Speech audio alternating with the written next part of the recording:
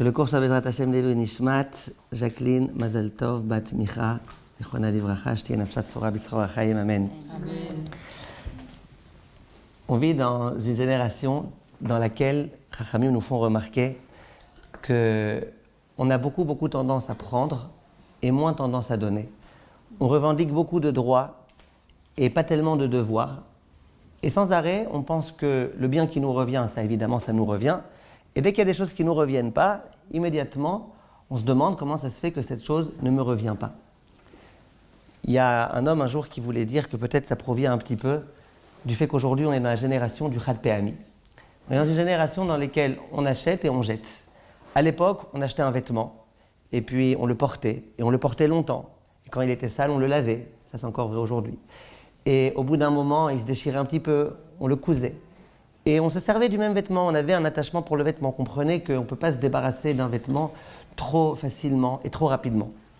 Au jour d'aujourd'hui, il y a un moindre petit problème, on se débarrasse de ceci, on se débarrasse de cela.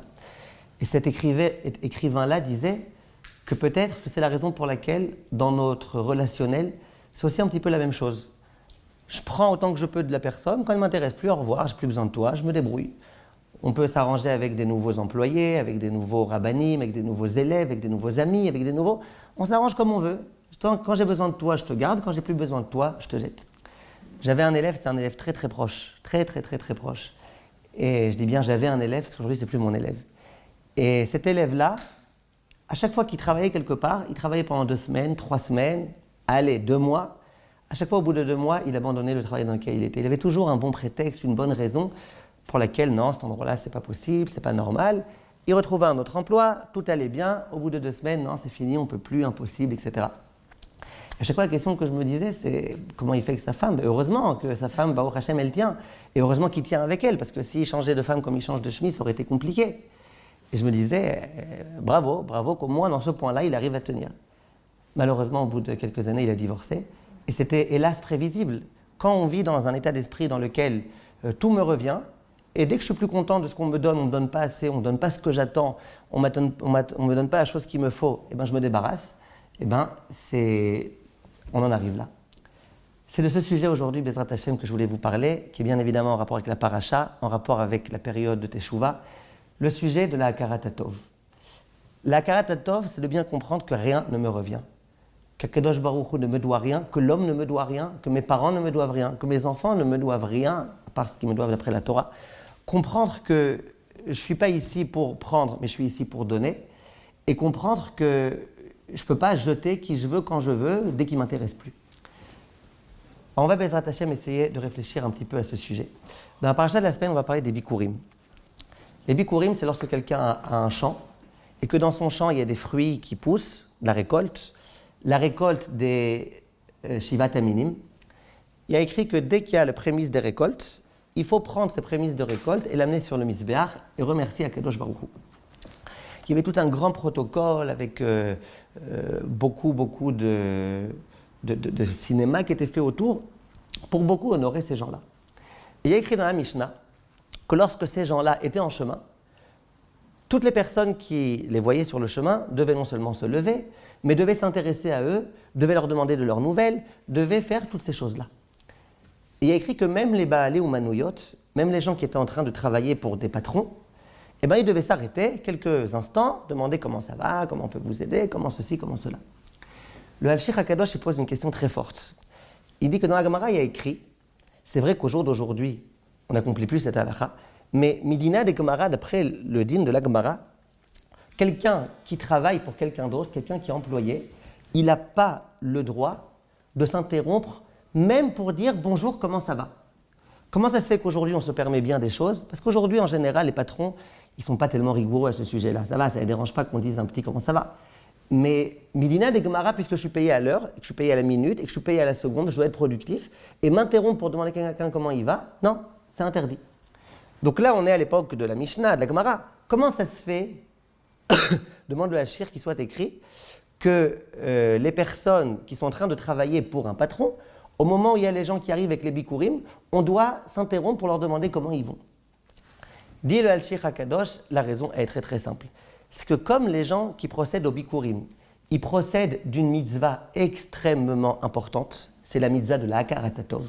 Et comme la Hakarat Tov, c'est l'un des fondements de la Torah, et bien Chachamim, ils ont autorisé des gens qui font une tellement grande mitzvah qu'est la Hakarat Tov, on ne peut pas comme ça les laisser passer de façon indifférente. Il faut s'interrompre et leur dire comment ça va. Donc on voit, ce que dit le Alshir, que la Hakarat Tov, c'est l'un des fondements de la Torah. On voit que c'est hyper important. Et on voit d'autre part dans le Pasuk, il y a écrit dans Mishlei, les mots suivants. Meshiv ra'a tachat tova, lo tamush ra'a mi beto. Écrit Rachmana litzlan, que celui qui, quand on lui fait du bien, il rend ça en mal, et bien chas v'shalom, Hashem yirachem, ce qui a écrit, lo tamush ra'a mi tor beto, c'est-à-dire que le mal ne quittera pas sa maison, chas v'shalom.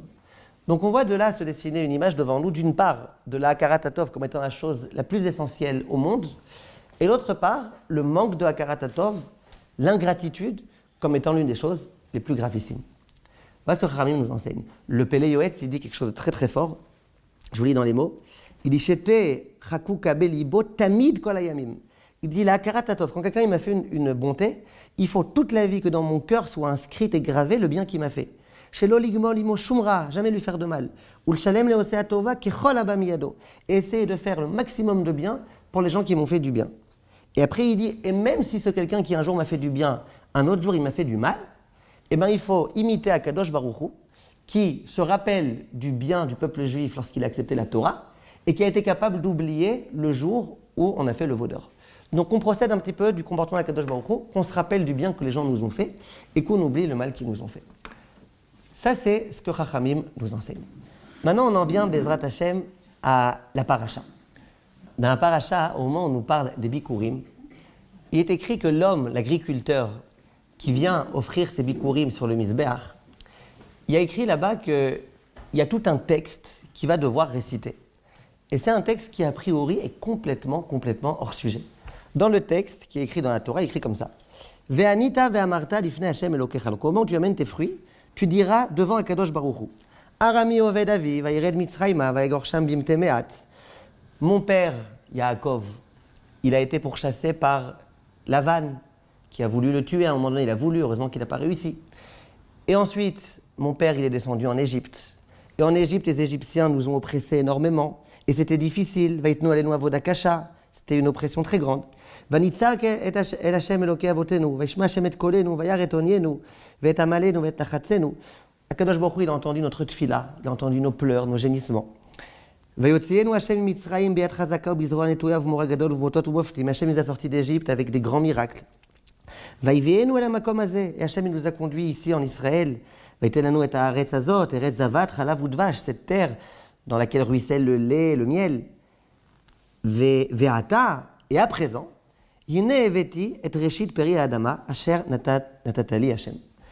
donc, tout ça pour en arriver à ce qui nous intéresse. J'amène des fruits. Je remercie Akadosh Baruch Hu des fruits qu'il m'a donnés.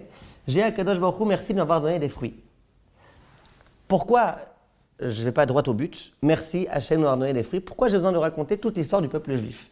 Depuis Yaakov Avinu qui a été oppressé par Lavan, en passant par le Shiarbou de Mitzraïm, avec le fait qu'enfin on est arrivé en Eretz Israël, évidemment les Bikurim c'est en Israël, et qu'en Israël j'ai eu un champ, et que dans le champ j'ai eu des fruits, et les fruits je les amène ici. C'est un peu long tout ça. Quel rapport entre la Hakarat Tov qu'on a pour les fruits qu'on amène maintenant, et toute l'histoire du peuple juif?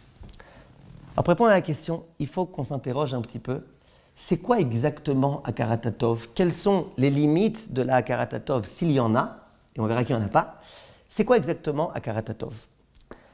Pour ce faire, je vous raconte une petite histoire. Ça, je l'ai déjà dit il y a plusieurs années, cette histoire, mais le cours, d'une façon générale, on n'a encore jamais fait. Le Rav Chaim Shmulevitch, lorsqu'il formait des Khatanim pour leur mariage, il leur disait « J'aimerais bien que vous reteniez une idée toute votre vie. Dire à sa femme que la soupe qu'elle a préparée est bonne, c'est comme dire au Rosh Yeshiva que le shiur klali qu'il a donné, il est bon. Dans une yeshiva, c'est quoi un shiur klali? C'est le moment le plus grand, le plus fort de la semaine. Tous les bachourim, ils se fatiguent pour étudier une sugiya. C'est une sugiya complexe, c'est compliqué. Il y a plein de questions qui se posent. Le Rosh Yeshiva, pendant toute la semaine, lui aussi, il se casse la tête. Il se pose des questions, il essaie de trouver des réponses, il compare des textes. Bref, il se casse la tête pendant une semaine, le Rosh Yeshiva, avec les élèves. Et voilà que le grand jour arrive, le jour du shiur klali. Le Rav monte sur le pupitre, là où il doit parler. Il y a, selon la yeshiva, 1000 élèves, 1500, 500 élèves qui sont en train de l'écouter. Le Rav, il pose des questions brillantes, Les élèves ils essayent de répondre, c'est jamais assez bien pour le Rosh Yeshiva. Le Rosh Yeshiva, finalement, selon sa Géonout, il donne une réponse qui répond à toutes les questions ensemble. Magnifique, fantastique, fabuleux. Ça, c'est le Shiur Klali. Dit le Rav Shmulevitch, sachez une chose, messieurs, c'est que dire à sa femme que la soupe est bonne, ça lui fait autant plaisir, et c'est aussi important que de dire au Rosh Yeshiva à la fin de son Shiur Klali, Shkoyach, ton Shiur était très bien.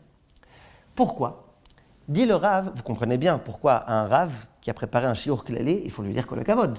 Vous imaginez bien, pas tout le monde est capable de faire une chose pareille. C'était de l'investissement. Il y a bien la femme, c'est pareil. Quand elle t'a préparé une soupe, tu sais tout ce qui est contenu dans la soupe. Tu sais toutes les pensées qui sont contenues. Elle s'est demandé d'abord qu'est-ce qu'il y a aujourd'hui au frigo, qu'est-ce qu'il n'y a pas. Qu'est-ce que mon mari aime, qu'est-ce qu'il n'aime pas. C'est quand la dernière fois qu'on a déjà mangé une soupe. Est-ce qu'aujourd'hui il fait assez chaud, assez froid pour manger une soupe. Et qu'est-ce qu'il va me dire mon mari. Et après elle va descendre au supermarché pour aller acheter un peu d'ingrédients qu'il faut pour faire la soupe. C'est un shiur klali, la soupe de madame. Eh bien vas-y, dis à ta femme que sa soupe elle est bonne. Et ça c'est de la hakarat hatov. Une fois je me rappelle, je m'amusais à dire à mes élèves féminines, je leur disais, il faut que vous sachiez une chose, c'est que de dire à un rave que son shiur était bien, c'est comme dire à une femme que sa soupe était bonne. Ça, elles comprennent, les femmes.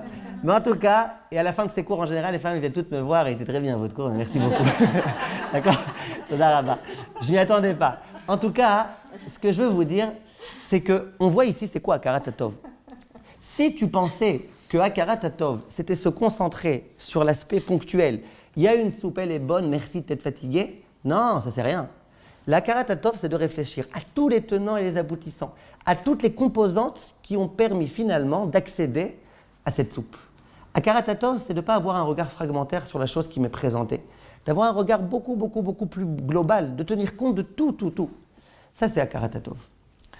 Maintenant, jusqu'où la Hakarat HaTov peut aller, ça on avait déjà fait un cours une fois, on avait donné plein d'exemples de la Gemara, de machin. Là, on ne va pas trop s'étendre sur jusqu'où la Hakarat HaTov peut aller, mais juste quelques exemples malgré tout de la paracha et quelques petites histoires. Dans la paracha qu'on a lue cette semaine, paracha de Kitetse, la Torah elle nous dit, vous savez, il y a 2 nations qui ont été complètement écartées du peuple juif et qui ne pourront plus jamais retrouver le peuple juif. Un goy qui veut se convertir, la Briout. Mais il y a 2 nations desquelles on n'accepte personne. C'est qui? Ammon et Moab. Et la Torah elle dit pourquoi Ammon et Moab on les refuse? La Torah elle dit explicitement pour 2 raisons. Première raison, lorsque les Bnei Israël sont sortis d'Égypte et qu'ils sont passés dans votre territoire, au lieu de sortir à leur rencontre pour leur proposer à manger et à boire, non, vous leur avez rien proposé du tout. Deuxièmement, vous avez en plus, Moab, convoqué Bilam pour venir maudire ce peuple. Donc vous avez fait 2 actes qui sont impardonnables. Et même 100 ans après cette histoire-là, on n'acceptera jamais un converti de Ammon et de Moab. Demande le Ramban, mais a priori des gens qui ont fait des lourdeurs, il y en a eu beaucoup. Les Édomim aussi, ils ont fait du mal. Les Égyptiens aussi, ils ont fait du mal. Pourtant, les Égyptiens, au bout de quelques générations, on les accepte. Pourquoi on en veut tellement à Ammon et à Moab? Les Égyptiens, ils n'ont pas été tellement plus gentils que ça. Ils nous ont fait souffrir énormément. Dit le Ramban, c'est parce que ces 2 frères-là, ces 2 zigotos, Ammon et Moab, ils ont eu un comportement impardonnable complètement. Pourquoi? Parce qu'ils ont manqué à leur devoir de gratitude. Pourquoi? Lorsque, lors de la guerre des 5 rois contre les 4 rois, Lot, le père de Ammon et Moab, a été captif, à ce moment-là, qui est-ce qui s'est démené, qui a mis sa vie en danger pour son bien? C'était Avraham Avinu, le père des Bnei Israël. Et lorsqu'il y a eu toute la tourmente là-bas à Sodome, qui est-ce qui a été là pour sauver Lot? C'était Avraham Avinu. Donc, leur grand-père ou arrière-grand-père ou arrière-arrière-grand-père, qui était Lot, il a été sauvé par l'arrière-arrière-arrière-grand-père des Juifs, qui était Avraham Avinu. Et toi, comme ça, ses descendants, tu ne viens pas pour essayer de leur donner à manger et à boire. Et en plus, tu demandes à Bilam de venir les maudire. Un manque de Hakarat HaTov tellement grand, impardonnable. Les Égyptiens, on pardonne. On pardonne, ils ont fait du mal. À la rigueur, quelqu'un dit « moi, j'aimerais devenir un Juif », on l'accepte. On ne pense pas qu'à l'intérieur de lui, il y a des midotes mauvaises qui se trouvent. Mais quelqu'un qui provient d'un manque de Hakarat HaTov, c'est très grave. Monsieur, oui. Mais les Égyptiens, à un moment donné, ils n'avaient pas aussi manqué de Hakarat HaTov. Pharaon, il avait dit je ne connais pas. Yosef, c'est vrai. C'est une bonne question, ça aussi, je me suis posé. C'est une bonne question. Asherlo Edet Yosef, c'est une bonne question, ça, le Ramban, il n'en parle pas. Moi aussi, je me suis posé cette question. En tout cas, mais là aussi. qui est à l'échelle collective. Ah, qu'il n'y a que Paro. Ah, peut-être. Ah, c'est bien ce que vous dites. Il a fait très bonne réponse. C'est parce que Paro, il n'a pas la Karatatov qu'on va dire que c'est très joli. Je n'avais pas pensé à ça. En tout cas, donc qu'est-ce qu'on voit de là? Si on réfléchit bien, c'est pas que les Bnei Israël ont fait du bien aux Bnei Ammon et Moab et qu'eux, ils ne leur ont pas rendu. On est déjà à une échelle bien plus lointaine. C'est les grands-parents qui aux grands-parents. Et bien malgré tout, tu vois que la Karatatov, c'est si ton grand-père, il a fait du bien à mon grand-père, et ben moi, j'ai un devoir de Hakarat-Hatov. Un véritable devoir de Hakarat-Hatov. Maintenant, plus que ça, ils auraient pu faire du pile-poule, les Ammon et Moab, pour se dispenser de ça. Ils auraient pu dire, vous avez de la manne dans le désert, vous avez à manger, vous avez à boire, vous n'avez pas besoin de nous. Non, c'est pas Hakarat-Hatov. Hakarat-Hatov, c'est pas faire du pile-poule pour dire, bon, je vais pas te donner parce que tu te débrouilles sans moi. Hakarat-Hatov, c'est tu viens et tu donnes et tu fais et tu te démêles. Le Chafetz Chaim, par exemple, on raconte à son propos, c'est le Rav Neiman qui raconte. Le Rav Neiman, c'est un Rav qui a écrit un livre qui s'appelle Darkei Moussa, un très joli livre. Le Rav Neiman, il raconte, il dit qu'à chaque fois qu'il allait à Radin, le Chafetz Chaim, il se préoccupait personnellement de lui, de faire en sorte qu'il ait où être hébergé. Et il dit, le Rav Neiman, pourquoi le Chafetz Chaim, il tenait tellement absolument à s'occuper de moi? Il dit, parce que le Chafetz Chaim lui-même, quand il venait à Varsha pour éditer ses Sfarim, eh bien, qui est-ce qu'il accueillait? C'était le grand-père de mon épouse. Comme ça, le Rav Neumann, il dit. Le Rav Grozovski, c'était le grand-père de son épouse. Il dit, comme le grand-père de mon épouse, il faisait du bien au Chafetz Chaim, le Chafetz Chaim, à moi, il me fait du bien. Hakarat-Hatov. On voit que la Hakarat-Hatov, c'est pas uniquement se concentrer sur un bien précis. Voilà, tu m'as donné, je te dis merci, au revoir, je te connais plus. Non, la Hakarat-Hatov, c'est même des générations avant. Il faut tenir compte de toutes ces choses-là. On raconte du Rav Eliyahu Loupian. Je ne sais pas si vous l'avez déjà vu, cette photo, il faut la voir. Cette photo, il faut la faire passer.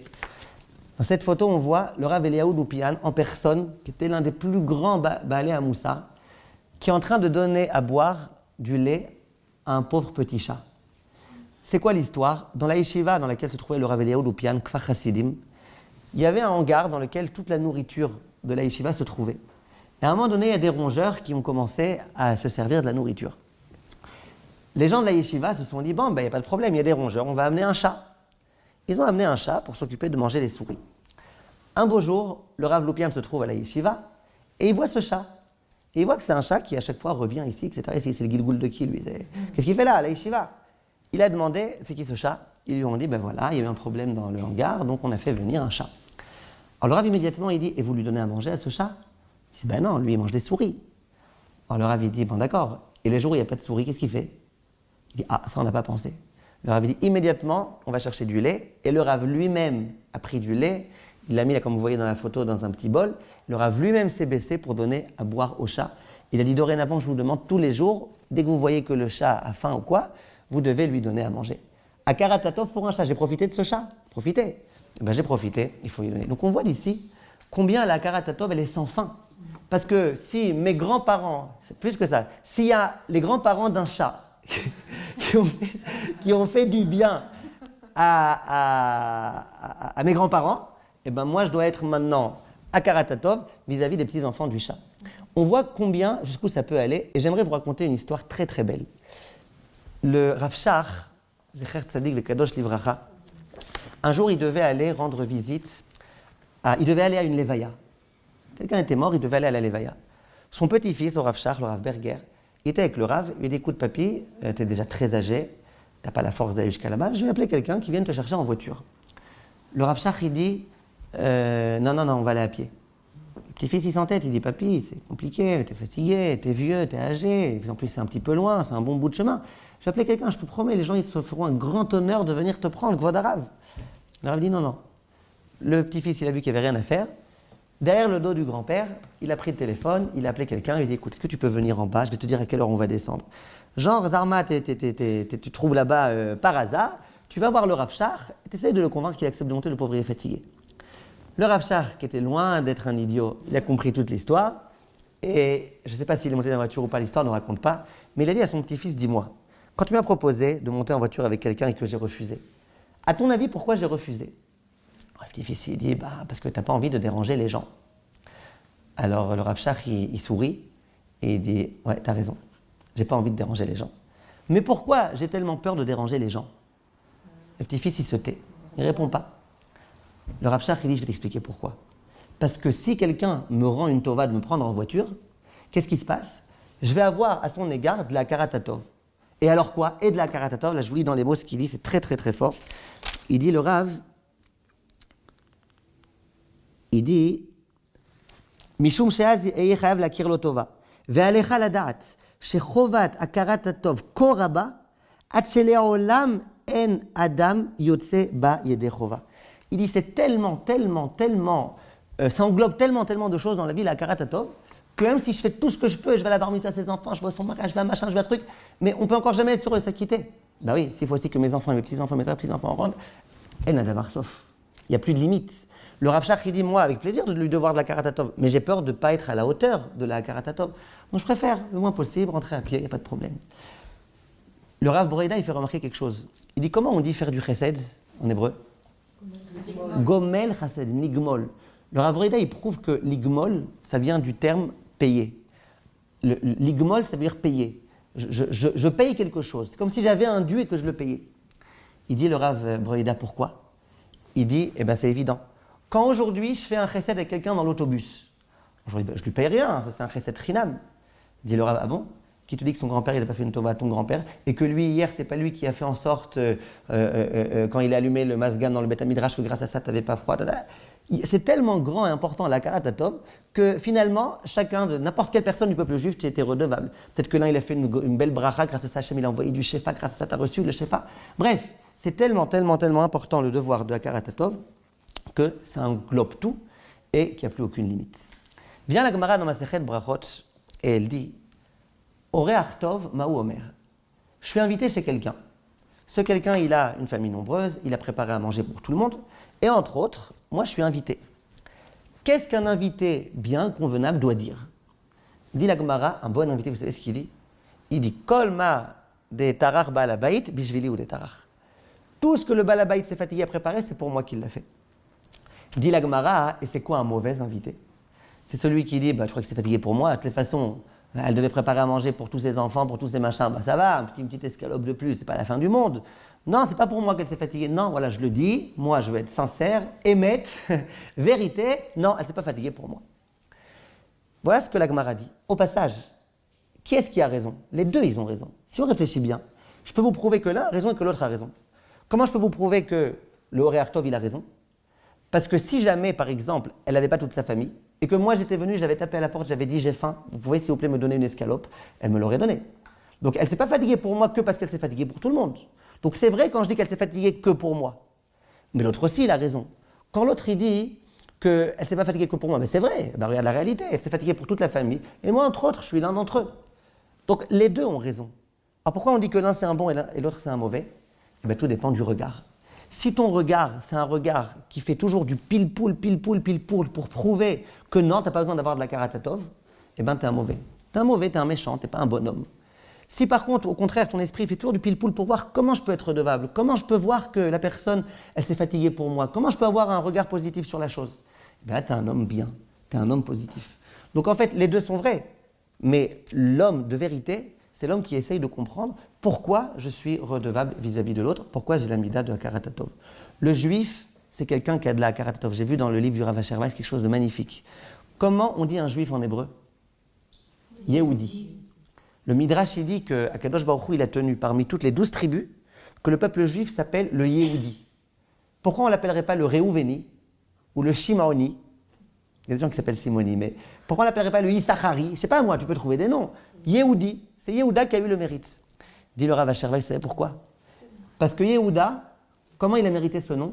Sa maman Léa, elle a dit Apaham Odé et Hachem. Je remercie Akadosh Baruch Hu de ce fils. Le fils Yehuda porte le nom de la reconnaissance de la maman.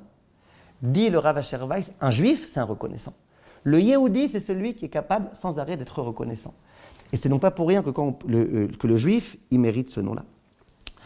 Donc, on comprend bien, maintenant à présent, un certain nombre de points. Le premier point, c'est que la Hakarat-Hatov, ce n'est pas uniquement de remercier pour un fait précis ou pour un bénéfice précis qui a été donné, mais la Hakarat-Hatov, c'est de regarder toute la chose dans tout son ensemble depuis le début, depuis la création du monde jusqu'au jour d'aujourd'hui. Maintenant, le Gaon de Vilna, il dit quelque chose de fabuleux. Il dit, quand on parle ici du Baal Habayit et de l'invité, à qui on fait allusion? Le Baal Habayit, vous savez, c'est qui? C'est Akadosh Baruch Hu. Et c'est qui les fameux invités, là, bons ou mauvais? C'est les êtres humains, les juifs, en l'occurrence. Il dit, Akadosh Baruch Hu, il nous fait sans arrêt du bien. Sans arrêt, il fait du bien avec nous tous. C'est quoi le bon fils, le bon invité? C'est celui qui est capable sans arrêt de dire merci à Akadosh Baruch Hu pour le bien que tu me fais. Je sais que tu le fais pour moi. Je sais que tout ce que tu m'as fait là pour moi et pour mes enfants et mes petits-enfants, c'était pas normal, c'était pas censé être là, t'étais pas obligé. Ça, c'est un bon invité. Le mauvais invité, c'est celui qui dit à Akadosh Baruch Hu, de toutes les façons, il fallait bien que tu fasses tomber de la pluie pour Ephraim Kanievski. Bah allez, au passage, tu m'as fait tomber de la pluie à moi. Ça va, c'est pas que pour moi. Si moi j'avais été que là par Ephraim Kanievski, je ne sais pas si j'aurais été encore vivant. Ça, c'est un mauvais invité. Maintenant, on peut comprendre, Be'ezrat Hashem, B'siyata d'Ishmaya, l'histoire des Bikurim. Dans les Bikurim, on a posé la question, pourquoi le juif vient et il a besoin de raconter toute l'histoire du peuple juif? Alors, Rav Ezrahi, Rosh Yeshiva d'Ateret Israël, il dit une idée très intéressante. Il dit, moi aujourd'hui j'arrive, j'ai une figue, par exemple, une figue qui a poussé dans mon champ, plein de figues, je prends l'une des figues et je l'amène, je remercie Akadosh Baruch Hu. C'est ce qui se passe. A priori, moi j'aurais dit, écoute, tu remercies Hachem de t'avoir donné des figues. C'est déjà pas mal, non? Il y en a qui même ça ne remercient pas. Tu remercies Hachem de t'avoir donné des figues. Et puis voilà. Bien le Rav Ezrahi, il dit, attends. Si jamais au moment où Lavan avait voulu descendre Yaakov, il avait réussi, toi tu aurais été là avec ta figue, ni toi ni ta figue. Si en Égypte, les Égyptiens avaient été plus forts que nous et qu'on était restés en Égypte, tu aurais été toi en Israël avec ta figue? Walou, rien du tout. Qu'est-ce qui fait qu'aujourd'hui tu es en Israël avec ta figue? C'est le fait qu'Akadosh Baruch Hu ait sauvé Yaakov Avinu, et le fait qu'il ait sauvé nos ancêtres d'Égypte, et le fait qu'il nous ait fait rentrer en Israël et Rezavatra la voûte vache, et le fait qu'Hachem a irrigué mon champ, et le fait. C'est ça qui fait qu'aujourd'hui je peux remercier. Bon, le Rav Ezrahi va plus loin que ça. Il dit, nous qu'est-ce qu'on pense? On pense que, pourquoi par exemple, moi j'habite en Israël? Parce que mes parents ils habitent en Israël, donc je suis né en Israël, pourquoi aller en Chine si je suis bien en Israël? Ça va. Je suis en Israël parce que mes parents ils m'ont mis en Israël. Comme ça on pense très souvent. Dit le Rav, ça c'est une erreur de Hashgacha Pratit. Hashgacha Pratit, ça veut dire que Kadosh Baruch Hu, il ne s'occupe pas de moi simplement comme faisant partie d'une collectivité. Il s'occupe de moi de façon individuelle. C'est-à-dire que chaque chose que Kadosh Baruch Hu prévoit dans le monde, il le prévoit aussi pour moi. Et aussi pour toi et pour lui et pour machin. Ça c'est la Hashgacha Pratit. Dit le Rav Ezrahi, ça veut dire quoi? Lorsque Akadosh Baruch Hu a sauvé Yaakov des griffes de Lavan, il n'a pas sauvé uniquement Yaakov. Et du coup, moi je suis son fils, donc moi aussi je proviens d'un père qui a été sauvé. Non. Akadosh Baruch Hu, il a dit, attends. Il y a Yaakov, de Yaakov, il y a toutes les générations qui doivent sortir. Entre autres, il y a Rivka et Léa et compagnie qui vont devoir se trouver telle année ici. Allez, je sauve Yaakov. C'est ça, Hashgacha Pratit. Akadosh Baruch Hu a sauvé Yaakov en tenant compte de toutes les générations qui allaient venir ensuite.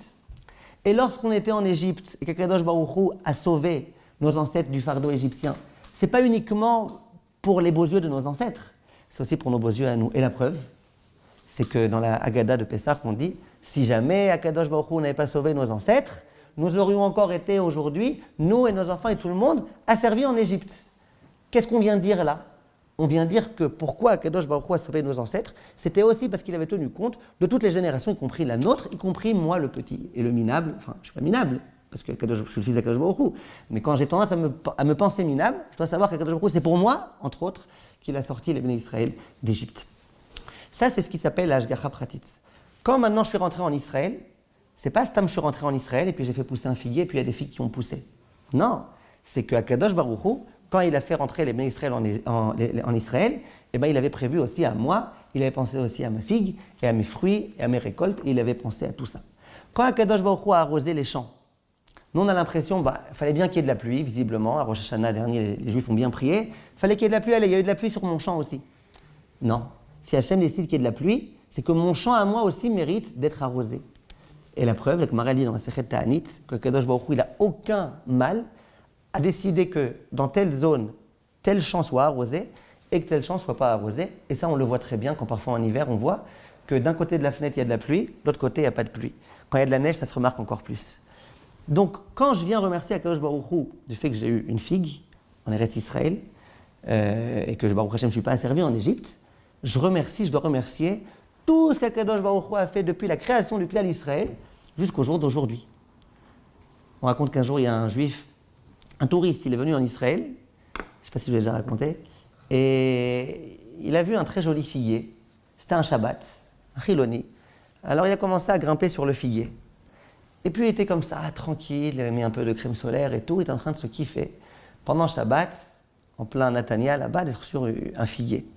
Et puis de temps en temps, comme ça, il cueille une petite figue et puis il la mange. Évidemment, sans bracha, sans vérifier, rien du tout. Il y a un religieux qui passe par là-bas.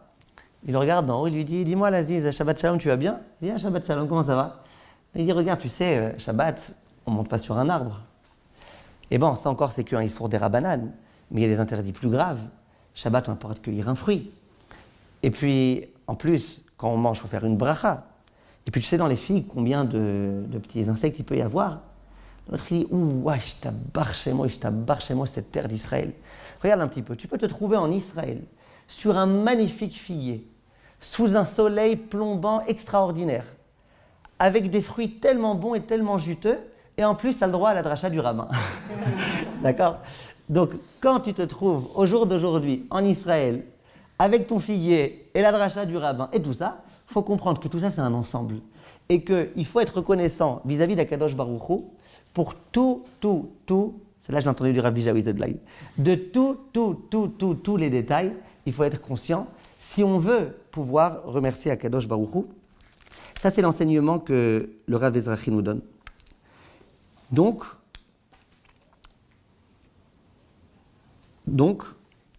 quand on vient remercier Akadosh Baruch Hu, on peut comprendre aussi pourquoi écrire un suite à paracha que ça mène vers la joie, ça. Qu'est-ce qui fait souvent qu'on n'est pas joyeux ? C'est que sans arrêt, on a tellement d'attentes, et puis il y a tellement peu de gens qui sont au courant des attentes qu'ils sont censés me donner, et ça me fait beaucoup de peine, et puis ça m'attriste, et puis je me concentre dans moi-même, et puis finalement j'ai un problème. Quand tu es conscient qu'on ne te doit rien, et que Akadosh Baruch Hu te doit rien, et que tout ce qu'Hachem fait avec toi, c'est du chesed, et bien là tu commences à avoir une vue beaucoup bien meilleure sur la vie. Au passage, qu'est-ce que l'homme amène ?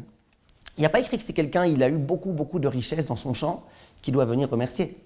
Il y a écrit dans la Mishnah que même un tout petit quelque chose, même si tu as eu 3 figues qui ont grandi dans ton arbre, tu dois amener une figue.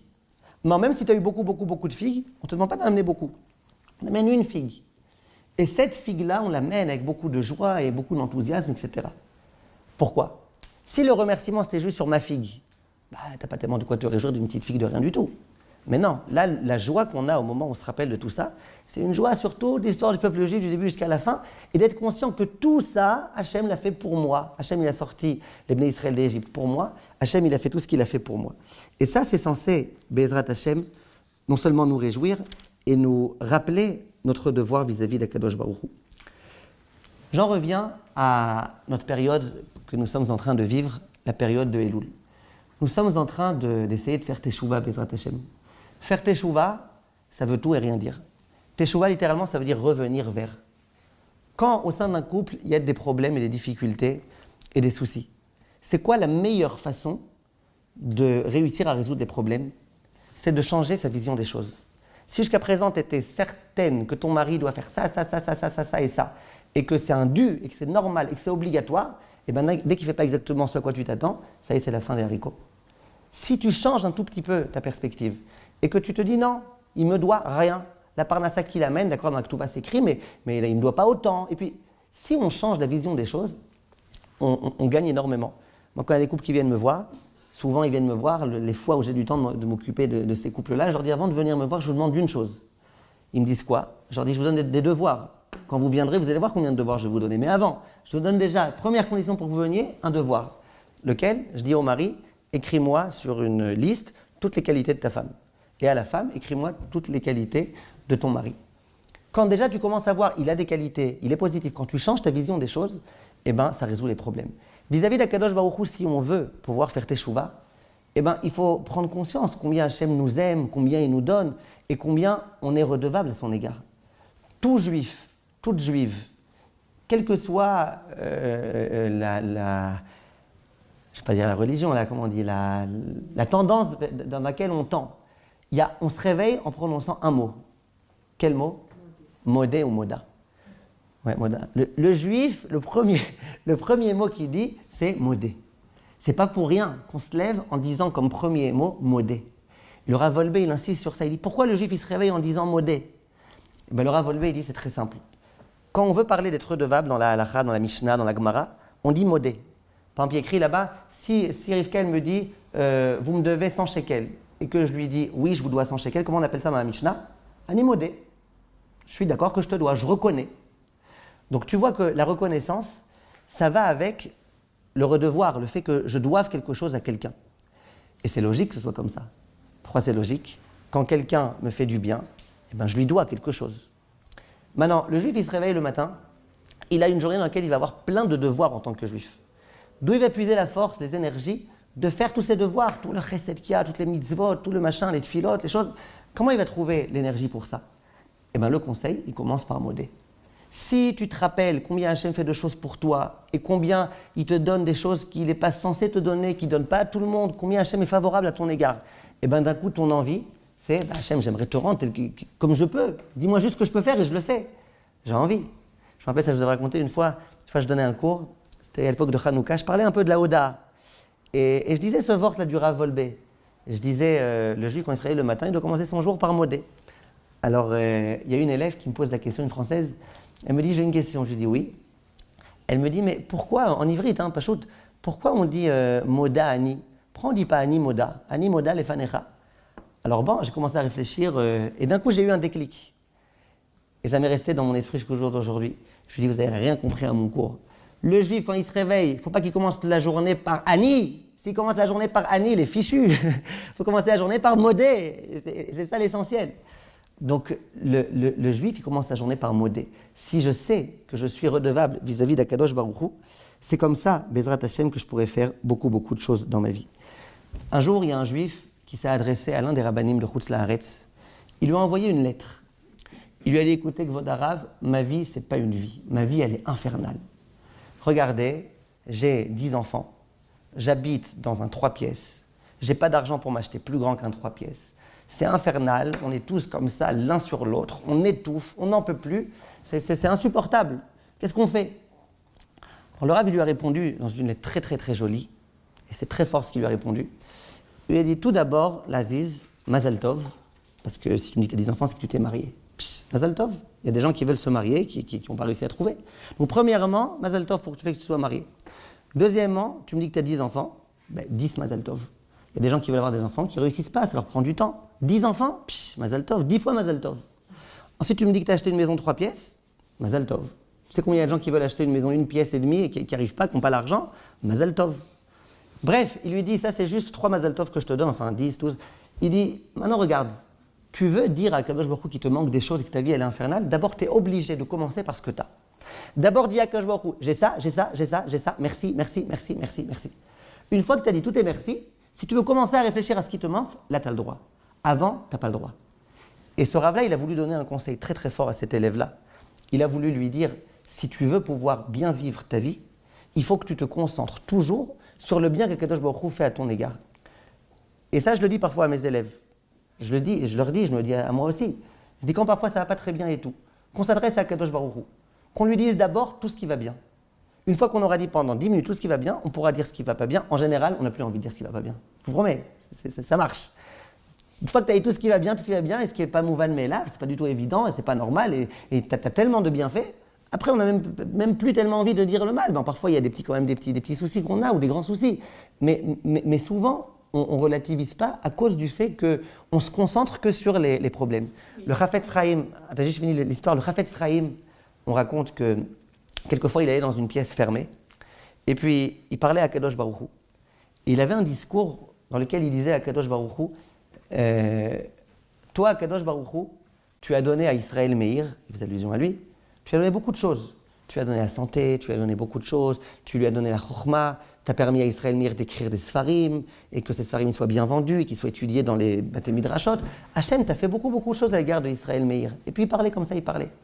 Et à la fin, il disait, et toi, Israël Meir, qu'est-ce que tu donnes à Kadosh Baruch Hu? Et son cheshbon en effet, c'était ça, c'était de dire, Hachem il me donne gratuitement, il me donne sans condition.